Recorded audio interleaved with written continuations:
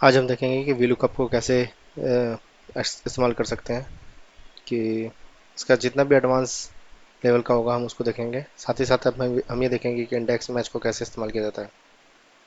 Advance level तक जाएंगे तो पहले हम इस्तेमाल करते हैं कि VLOOKUP को अगर इस्तेमाल करना है तो हमें कैसे VLOOKUP इस्तेमाल कर सकते हैं। तो यहाँ पर जो हम इस्तेमाल कर रहे हैं वो हम पहले बेसिक से स्टार्ट करेंगे, फिर एडवांस से लेके जाएंगे। तो जब हम VLOOKUP इस्तेमाल करते हैं तो VLOOKUP आपका डे टू डे वर्क में बहुत हेल्प करता है, कि जहाँ भी आपके पास बहुत बड़ा डेटा है, अब आपको उस डेटा से आपको कुछ इन्फॉर्मेशन निकालनी है, कोई भी डेटा निकालना है, तो आपको निकालने के लिए अगर फॉर एग्जांपल यहाँ पे आईडी दी गई है और आईडी यहाँ पे 5 है, अब मुझे बाकी की इन्फॉर्मेशन लानी है। तो इन्फॉर्मेशन लाने के लिए मुझे करना क्या पड़ेगा, पहले मुझे यहाँ पे फाइंड करना पड़ेगा। जैसे मैं फाइंड करता हूँ 5 और उसके बाद मैं इसको कॉपी करूँगा और मैं फिर यहाँ पे पेस्ट करूँगा। तो अगर ऐसे ही करने जाए और हमारे पास ऐसे हज़ारों और लाखों का डेटा है तो फिर ये बहुत बहुत डिफ़िकल्ट हो जाएगा मान लें कि इसको हमें एक एक करके नहीं कर सकते हैं। तो इसी के लिए दोस्तों ये VLOOKUP जो होता है वो इस्तेमाल होता है। तो आइए देखते हैं कि VLOOKUP कैसे इस्तेमाल करते हैं। तो VLOOKUP लिखने का और इस्तेमाल करने का तरीका ये है कि सबसे पहले हम लिखेंगे VLOOKUP। VLOOKUP लिखने के बाद जो इसके कुछ पैरामीटर है, ये फॉर्मूला अपने आप में बताता है। जो कि पहला पहला पैरामीटर है वो कहता है लुकअप वैल्यू। लुकअप वैल्यू में क्या होता है कि आप कौन सी वैल्यू इसको जिसको आपको सर्च करना है। तो जैसे कि हम बोल रहे हैं कि हमारा ये जो आईडी है हमें ये सर्च करना है, तो हमें पूरा रेंज नहीं देना है, हमें इसी सेल का वैल्यू देना है। इसके बाद हम आते हैं कि टेबल एरे, कि टेबल एरे में हमें क्या देना है। तो टेबल एरे दोस्तों वही होगा, जैसे अगर हमारी आईडी यहाँ पर है तो हमें सर्च करना है कि हमारी आईडी कहाँ से है। तो आप देख सकते हैं कि आईडी हमारी ए कॉलम में है। अगर आईडी आपकी बी कॉलम में है तो आपको बी से स्टार्ट करना पड़ेगा। और जो सिंपल VLOOKUP होता है, जो हम लुकअप VLOOKUP यूज़ करते हैं, वो लेफ़्ट से राइट जा सकता है। अगर मान लीजिए मेरे पास आईडी एच कॉलम में है तो ये बहुत ही डिफ़िकल्ट है कि मैं रिवर्स VLOOKUP लेके जा सकूँ। उसका भी तरीका है, लेकिन आगे हम देखेंगे कैसे उसको इस्तेमाल कर सकते हैं। मगर अभी के लिए हम देखेंगे कि अगर हमें सिंपल VLOOKUP यूज़ करना है तो कैसे यूज़ करेंगे। तो उसके लिए हमें क्या करना है, सिंपल लिखना है VLOOKUP। उसके बाद हमें यूज़ करना है लुकअप वैल्यू में हमें देना है जिस वैल्यू को हम देखना चाह रहे हैं। टेबल एरे वो होता है कि जहाँ से आप देखना चाह रहे हैं, मतलब जिस पूरी टेबल में आप सर्च करना चाहते हैं। तो हम बोलते हैं कि हमारे पास जो मेन टेबल है जहाँ पे एक्चुअल में डेटा पड़ा है वो ये है।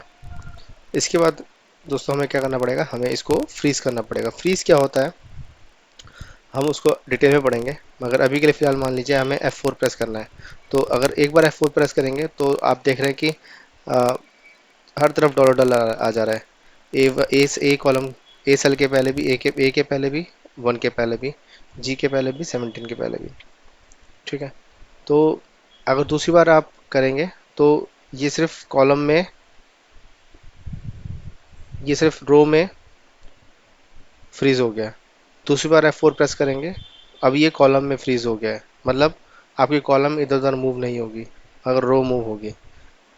तो पहले देख लेते हैं कि अगर हम इसका इस्तेमाल करते हैं जैसे कि A1 से G17, तो उसका क्या इस्तेमाल है, कैसे हम इस्तेमाल कर सकते हैं। ठीक है।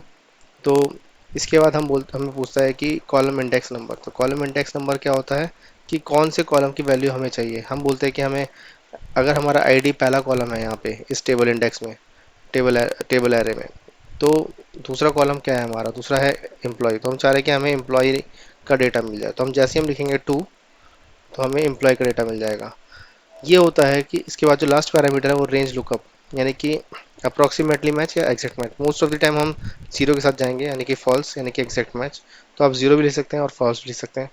और उसके बाद आपको कमिट करना है। देन आपको क्या करना है, आपको यहाँ पे ड्रैग करना है और इसके बाद देखिए आपको VLOOKUP लग गया। लेकिन आप देख रहे होंगे कि 2 की जो वैल्यू है वो यहाँ पर है लेकिन यहाँ पर नहीं आ रही है। आप यहाँ देख सकते हैं कि 2 की वैल्यू यहाँ पर अवेलेबल है, मगर जब यहाँ यहाँ पर देख रहे हैं तो 2 की वैल्यू नहीं आ रही। वो इसीलिए क्योंकि मैंने आपको बताया था कि फ्रीज करने का। तो अगर आप देखते जाएंगे, आप सिर्फ अपनी नज़र यहाँ पे रखिए इस पर्टिकुलर एरिया पे, तो आप देखेंगे कि जैसे जैसे हम नीचे जा रहे हैं इसकी रेंज नीचे अपने आप ही बढ़ती जा रही है। तो आप देखो पहले क्या था, पहले हमारा ये वाला एरिया सिलेक्टेड था, फिर नीचे गए, फिर A2 हो गया। तो ये रिलेटिवली चलता है, इसको कहते हैं रिलेटिव मूवमेंट। तो ये रिलेटिव मूवमेंट हो रहा है, तो इस रिलेटिव मूवमेंट को हमें कह रहे हैं कि हमें फ्रीज करना है। इसी को फ्रीजिंग कहते हैं दोस्तों। तो इसको हमें क्या करना है, फ्रीज फ्रीज करने के लिए हम प्रेस करेंगे F4। नहीं तो आप मैनुअली भी डॉलर लगा सकते हैं। और ये याद रखिए, जब भी VLOOKUP लगाएंगे डॉलर आपको दोनों साइड लगाना है, रो में भी कॉलम में भी। जैसे ही आप करेंगे तो आपका ये फॉर्मूला काम करना स्टार्ट कर देगा। तो ये है बिल्कुल बेसिक VLOOKUP। अब आते हैं हम, अगर हमें जानना है कि अब हमें लेट से हमारे पास इस तरह से ना इन्फॉर्मेशन आके लेट से हम बोल रहे हैं कि हमें कहीं पे इन चाहिए, कहीं पे हमें शिफ्ट चाहिए।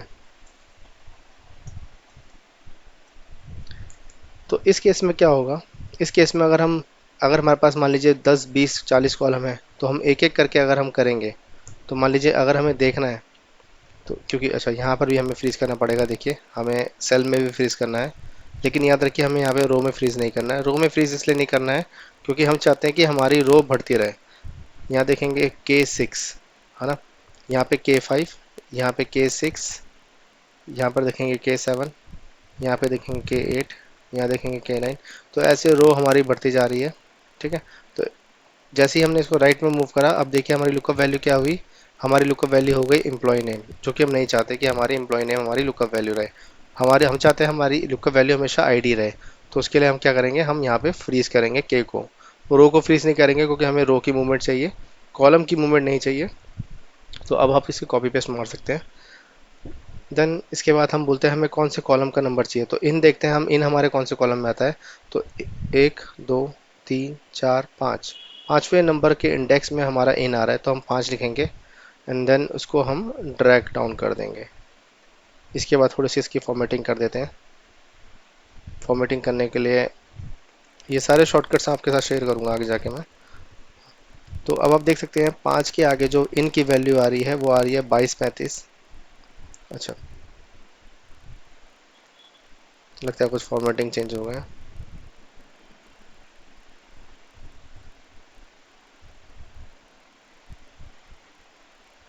सॉरी, जो आ रही है 14 32 आ रही है, और यहाँ पर भी हमारी 14 32 है। तो आप देख सकते हैं कि वैल्यू अब मैच कर रही है। लेकिन इसी तरह से अगर हम आगे चलते हैं तो ये बहुत ही डिफिकल्ट हो जाएगा हमारे लिए, कि अगर हम एक एक कॉलम की वैल्यू को हम कॉलम इंडेक्स वैल्यू चेंज करते रहे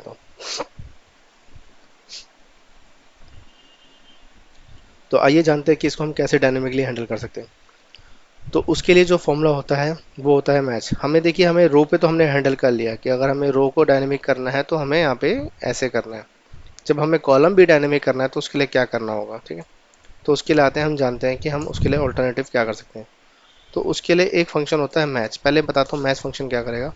मैच फंक्शन क्या करता है, मैच फंक्शन में हमें कोई भी वैल्यू अगर हमें सर्च करनी है तो वो उसका इंडेक्स वैल्यू रिटर्न करता है, यानी कि उसकी पोजीशन बताता है। तो इसके 3 पैरामीटर होते हैं। पहला है लुकअप वैल्यू, तो सेम वही लुकअप वैल्यू में हमेशा हम बोलते हैं कि क्या वैल्यू हम देखना चाहते हैं। दूसरा बोलता है लुकअप एरे, किस एरे में हम देखना चाहते हैं वो हम बोलते हैं, इसको फ्रीज भी करेंगे साथ ही साथ। चौथा जो बोलता है कि एग्जैक्ट मैच लेस देन और ग्रेटर देन, तो आप हमेशा ही जीरो इस्तेमाल करेंगे। एग्जैक्ट मैच हमेशा आप इधर उधर नहीं जाएंगे, ठीक है। तो हमेशा जीरो ही इस्तेमाल करना है हर केस में। तो अब आप देखिए यहाँ पे हमारे पास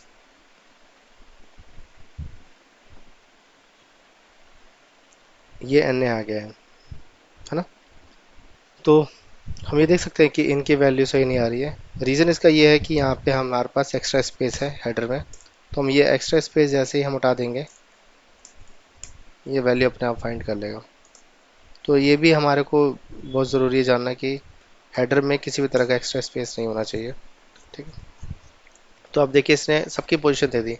अब हमें ये चिंता करने की ज़रूरत नहीं है कि हमारे पास कॉलम इंडेक्स क्या होगा। तो इसके लिए हम क्या कर सकते हैं, एक तरीका तो ये कहता है कि हम इसका सेल रेफरेंस दे दें। लेकिन ये सही आइडिया नहीं है कि हम एक सेल रेफरेंस दें, क्योंकि हमारे पास जब भी हम डेटा बनाते हैं तो हम इस तरह से सेल रेफरेंस नहीं देते। तो इसके लिए हम क्या करेंगे, हम मैच इस्तेमाल करेंगे। मैच में पहला क्या होगा, पहला हमारा होगा लुकअप वैल्यू, और लुकअप वैल्यू को हम फ्रीज कर लेंगे क्या, रो, क्योंकि हम चाहते हैं कि हमारी रो फ्रीज रहे लेकिन कॉलम मूव करता रहे, ठीक है जी। लुकअप एरे में जाते हैं, अगेन हम बोलते हैं हमारा पूरा जो एरिया है ये हमारा लुकअप एरे है। इसके बाद इंडेक्स जो मैच टाइप होगा वो एग्जैक्ट मैच होगा। तो ये हमारा पूरा जो है कॉलम इंडेक्स का फॉर्मूला हो गया। अब जैसे ही आप इसे राइट में ड्रैग करेंगे और नीचे भी ड्रैग करेंगे, कंट्रोल आर, ऐसे अगर आपको राइट में ड्रैग करना है तो कंट्रोल आर, नीचे ड्रैग करना है तो कंट्रोल डी। ये शॉर्टकट की है एक्सेल की। ठीक है, इसके बाद हम आते हैं सबसे आखिर में। यहाँ पे हम थोड़ी डेट की फॉर्मेटिंग कर लेते हैं, सॉरी डेट टाइम की। देन आप चाहो तो अगर इसी को फॉर्मेट अगर कॉपी करना है तो राइट क्लिक करिए या ई ऑल्ट ई एस करेंगे और उसके बाद टी प्रेस करेंगे, फॉर्मेट में आ जाएगा। देन ऐसे, तो इस तरह से आप देखिए हमने कितना जल्दी हमने VLOOKUP एडवांस वाला जो है बिल्कुल डायनेमिक वाला हमने कर दिया है। तो अगला जो होगा हमारा इंडेक्स मैच होगा। इंडेक्स मैच हम सेकंड पार्ट में स्टार्ट करेंगे।